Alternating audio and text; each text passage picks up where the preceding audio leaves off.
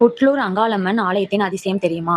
சென்னையில் இருந்து திருவள்ளூர் போகும் வழியில் இந்த புட்லூர் அங்காளம்மன் ஆலயம் உள்ளது.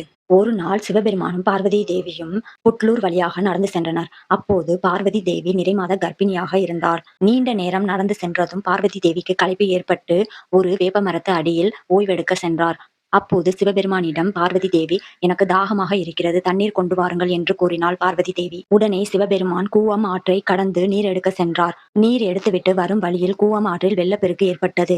இதனால் சிவபெருமானால் தண்ணீரை எடுத்து அங்கிருந்து வர முடியவில்லை. எனவே சிவபெருமான் வெள்ளம் குறையட்டும் என எண்ணினார். இதற்கிடையே பசி தாகத்துடன் இருந்த பார்வதி தேவி அந்த வேப்பமரத்து அடியிலேயே மயக்கம் போட்டு விழுந்து விட்டார். பார்வதி தேவியை சுற்றி மண்கள் குவிந்து அந்த மணல்கள் எல்லாம் புற்றாக மாறிவிட்டது. இந்த நிலையில் வெள்ளத்தில் மாட்டிக்கொண்ட சிவபெருமான் சற்று வெள்ளம் குறைந்ததும் நீரை எடுத்துக்கொண்டு பார்வதி தேவிக்காக ஓடி வருகிறார். அப்போது பார்வதி தேவி புற்றில் இருப்பதை பார்த்து ஆச்சரியமடைந்து நின்றார் சிவபெருமான். அதன் பிரதிபலிப்பாக சிவபெருமான் புட்லூர் தலத்தில் தாண்டவராயன் அம்சமாக சற்று கவலை முகத்துடன் காட்சியளிப்பார். புற்றூர் தலத்தில் பார்வதி தேவியை சுற்றி குவிந்த மணல் புற்றுகள் இன்றும் வளர்ந்து வருகிறது.